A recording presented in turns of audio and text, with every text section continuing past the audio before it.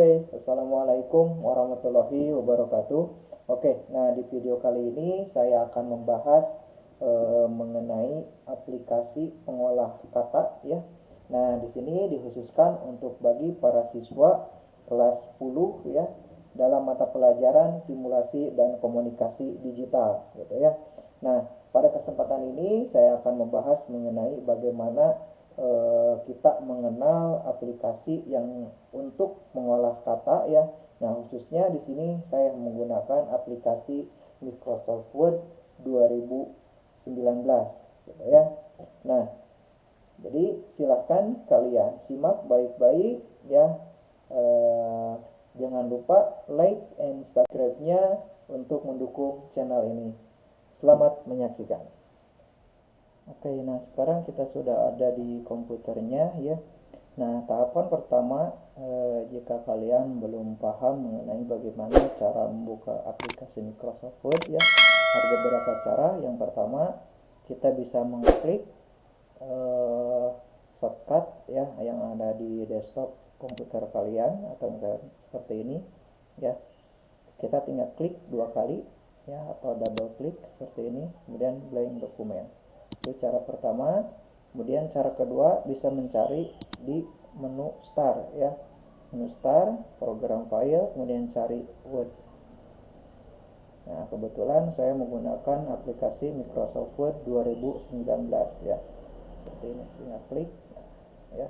Kemudian cara yang ketiga bisa kalian klik di menu status bar seperti ini, kemudian ketikkan misalkan Word. Nah, seperti ini. Nah, jika kita mau memulai sebuah lembar kerja, kita pilih blank dokumen. Kalau misalkan mau membuka, kita bisa pilih di recent atau di open ya. Nah, sekarang kita pilihnya yang blank dokumen dulu ya, atau lembar kerja kosong. Nah, ini tampilan dari Microsoft Word 2019. Nah, pada kesempatan ini saya akan jelaskan bagaimana atau bagian-bagian dari Microsoft Word 2019 ini. Nah, yang pertama ada yang disebut dengan File tab. Nah, ini ya. Ini yang disebut dengan File tab. Nah, ini berfungsi atau digunakan untuk membuka jendela info dokumen. Nah, di dalamnya ada menu home, ada new, ada open, ada info, ada save as, ada print, ada share, ada export, ada close, dan yang lainnya gitu ya. Nah, setelah seperti ini ya, kita kembalikan lagi. Nah, ini yang disebut dengan tadi ya, disebut dengan file tab. Kemudian yang berikutnya ada ribbon tab. Nah, ribbon tab ini ya, nah ini ya contohnya seperti home, insert, design, layout, preferences, mailing, review, view, dan help. Ini salah satu contoh dari ribbon tab. Nah, fungsinya sendiri yaitu yang bertindak atau dari beberapa perintah, di mana perintah tersebut telah dikelompokkan sesuai dengan fungsinya. Jadi, misalkan dari menu insert, kelompoknya ada picture, ada table, ada page, itu udah sesuai dengan kelompoknya. Kemudian yang ketiga ada quick access. Nah, quick access ini ada di atas ya, di sini ya, di atas ribbon tab. Nah, kalau secara default dari bawaan pada ketika kita menginstal Microsoft Office Word-nya, ini biasanya ada 3 ya, ada save, ada undo, ada redo. Nah, seperti ini ya. Kemudian yang berikutnya ada title bar. Nah, title bar ini yang ini ya. Nah, untuk title bar ini ya biasanya berisikan nama file yang sedang dibuka beserta jenis filenya. Nah, jadi di sini karena kita menggunakan Word dokumen ya, atau Microsoft Word, maka di sini secara default menggunakan nama dokumen ya, dokumen 1 seperti ini. Nah, jika misalkan kita sudah melakukan perubahan atau mau menyimpan dokumen ini gitu ya, misalkan kita simpan dokumennya, kita simpan di dokumen, akan kita beri nama latihan, misalkan latihan. kemudian klik save. Nah, maka di sini akan berubah ya, tidak lagi menjadi nama dokumen tapi menjadi latihan ya, karena tadi kita sudah melakukan pengesapan atau penyimpanan. Kemudian yang berikutnya ada grup ya. Nah, grup ini ya terdiri dari kumpulan beberapa perintah yang diklasifikasikan berdasar fungsinya. Nah, contohnya grup ini seperti ini. Ada clipboard, ada font, ada paragraf, ada style, ada editing. Kemudian di menu insert ada table, ada page ya. Kemudian ada add in, kemudian media dan yang lain sebagainya. Berikut juga dengan yang lainnya. Sudah ada ya. Nah, selanjutnya ada scroll bar. Nah, scroll bar ini ada di pojok sebelah kanan ya. Ini adalah fungsinya untuk menggulung halaman kerja kita ya ke atas atau ke bawah. Seperti ini. Tinggal arahkan saja pointernya ke scroll barnya, kemudian tekan mouse-nya, kemudian geserkan. Seperti ini. Kemudian yang berikutnya ada view mode ya. Jadi di sini view mode ini adalah sekumpulan perintah yang digunakan untuk mengatur mode tampilan Microsoft Word. Nah, misalkan mau tampilannya misalkan berbentuk read more ya. Jadi kalau misalkan kita untuk tampilan untuk membaca saja gitu ya tanpa editing, nah, bisa menggunakan read more. Kemudian ada print layout. Kalau kita melakukan editing biasanya menggunakan tampilan layout seperti ini. Kemudian ada web layout. Nah, kalau misalkan seperti ini jadi seperti tampilan seperti di Google atau ketika misalkan kita membuat script gitu ya, seperti ini. Nah, kita kembalikan lagi ke print layout seperti ini ya. Kemudian yang berikutnya ada zoom slider. Nah, zoom slider ini ya berfungsi atau sebuah tombol yang digunakan untuk memperbesar atau memperkecil tampilan halaman kerja. Nah, yang ini ya, zoom. Kita arahkan misalkan dari sini ke minus, maka akan memperkecil. Kalau misalkan kita mau memperbesar, kita arahkan ke tanda plus seperti ini. Ya, tinggal geserkan. Kemudian yang berikutnya ada bagian berikutnya ada status bar. Nah, status bar ini di sini ya. Di sini ada info halaman atau page, kemudian kata, kemudian bahasa yang dipergunakan. Nah, di sini misalkan page 1 of 1 artinya lembar kerja kita hanya ada satu lembar ya. Satu lembar dan pointer atau kursor berada di lembar pertama. Misalkan saya tambahkan menjadi 4 atau 5 ya. Nah, 5. Artinya di sini page 5 artinya pointer berada di halaman ke-5 dan jumlah keseluruhannya ada 5 lembar. Seperti itu. Sekarang saya pindahkan ke lembar ketiga atau ke lembar ketiga sini. Nah, di sini ada page 3 artinya si pointer ada di lembar ketiga dan lembar seluruhnya ada 5 ya. Kemudian word. Nah, ini jumlah per kata. Jika misalkan kita membuat teks atau membuat narasi ya, kita misalkan di sini contoh bahkan latihan dan Microsoft Word. Nah, di sini kan ada 3 kata ya, latihan Microsoft Word, maka di sini juga jadi 3 word, jadi 3 kata. Kemudian di pinggirnya ada language atau bahasa yang dipergunakan, bahasa pengetikan kita. Kalau secara default itu menggunakan bahasa Inggris ya. Nah, kalau misalkan kita mau menggunakan Indonesia, kita tinggal rubah saja ya, kita ganti misalkan klik di sini cari Indonesia.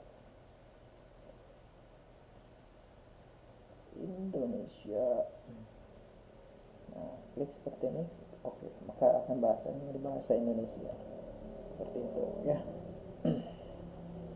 Nah, berikutnya yaitu untuk memformat beberapa teks atau perintah-perintah yang digunakan untuk memformat sebuah teks. Nah, di sini saya menggunakan menu ribbon tab, home, kemudian menu font. Nah, di sini ya. Nah, di grupnya grup font ini. Nah, di antaranya ada yang disebut dengan font. Nah, yang ini yang disebut dengan font ya. Nah, ini berfungsi untuk mengubah jenis teks. Nah, misalkan di sini saya sudah membuat teks, kemudian mau diganti jenis hurufnya ya atau jenis fontnya. Kita tinggal klik yang segitiganya kemudian ganti. Nah, seperti ini ya. Oke. Nah, untuk selanjutnya ada font size. Nah, font size ini di pinggir font ya. Nah, di sini kalian bisa mengubah ukuran font berapa saja ya. Tinggal klik segitiganya. Nah, di sini udah ada sajiannya. Mau berapapun atau mau diketik misalkan. Nah, di sini kan ada 8, 9, 10, 11, 12, 13 kan di sini gak ada ya. 15 gak ada. Misalkan mau ukurannya 13, kita tinggal hapus saja, kemudian ketikkan 13 seperti ini, enter. Nah, ini ukurannya 13. Jika misalkan ukuran hurufnya mau sesuai dengan keinginan kita, gitu ya. Kemudian yang berikutnya ada grow font ya, berfungsi sama dengan font size ya, memperbesar atau huruf ya, namun dengan kelipatan 2. Nah, misalkan di sini ada 13, nah ini grow font ya. Tinggal klik 14, 16, 18, 20, 22 dan seterusnya. Kemudian ada sharing font. Nah, kalau sharing kebalikan dari grow font ya, memperkecil dengan rentang 2 gitu ya. Nah, misalkan seperti ini. Nah, yang ini ya. Klik. Nah, perkecil. Ini. Kemudian yang berikutnya ada change case. Nah, kalau change case ini ya berfungsi untuk mengubah teks menjadi kapital ataupun sebaliknya.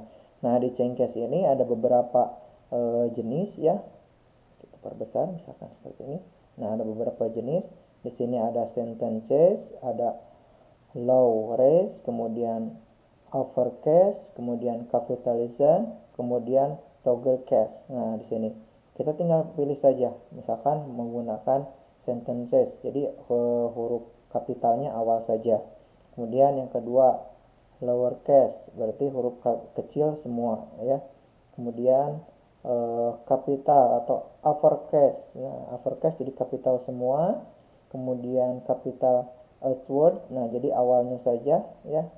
Nah, kemudian ada toggle case. Nah, toggle case ini jadi huruf awalnya kecil, kemudian berikutnya besar. Nah, seperti ini. Ya.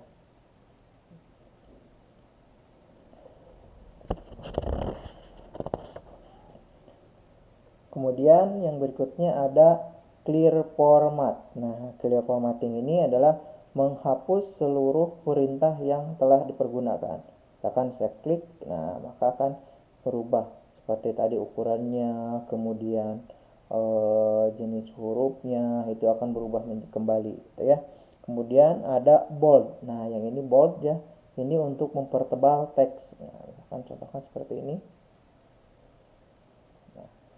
Nah, ketika kita klik bold maka akan menjadi tebal ya. Kemudian ada italic gitu ya. Klik berarti untuk memiringkan teks. Kemudian ada underline, itu untuk garis bawah. Dan untuk menonaktifkannya sendiri kita tinggal klik aja lagi.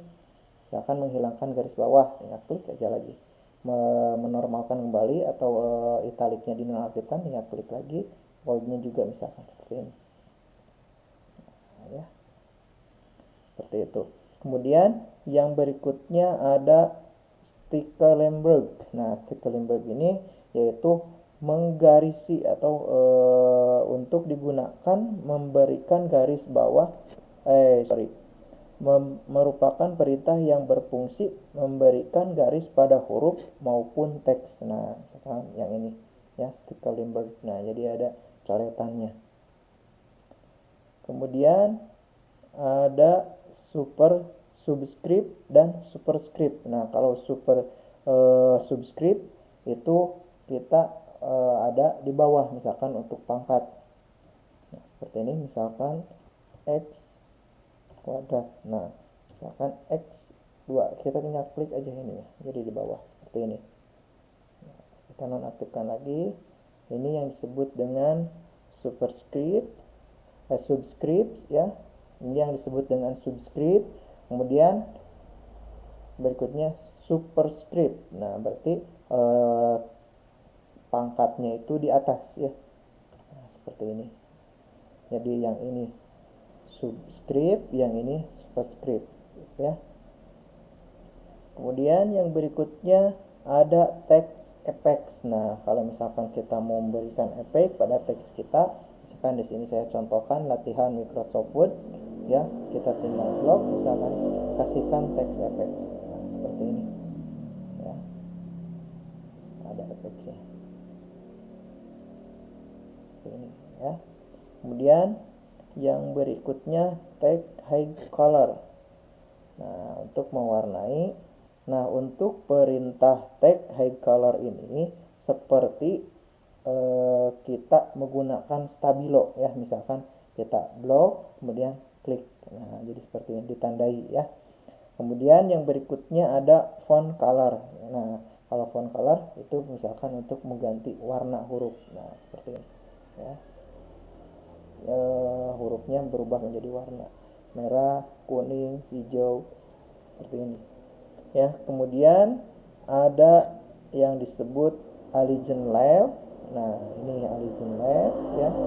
Kemudian ada center. Ya, kalau ini berarti ratanya rata kiri ya. Kalau center berarti rata tengah. Kalau misalkan right berarti rata kanan, dan ada justify yaitu rata kiri kanan. Nah, sebagai contoh saya misalkan teks, nah seperti ini ya. Nah, untuk membedakan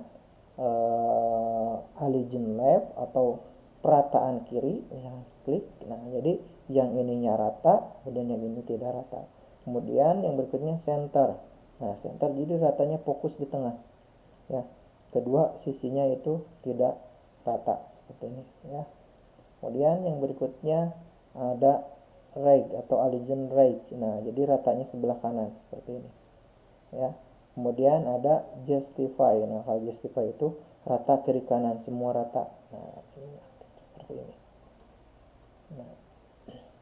Nah, itu saja mungkin ya di video kali ini mengenai penjelasan Microsoft Word secara singkat ya. Mudah-mudahan ada manfaatnya ya, khususnya bagi para siswa kelas 10, apakah itu RPL, apakah itu TKR, apakah itu TKJ gitu ya, dalam mata pelajaran simulasi dan komunikasi digital. Oke, terima kasih yang sudah like and subscribe-nya, dan yang belum silahkan klik like and subscribe-nya agar channel ini terus berkembang dan saya dapat terus berkarya di dunia YouTube seperti ini. Ya, terima kasih. Wassalamualaikum warahmatullahi wabarakatuh.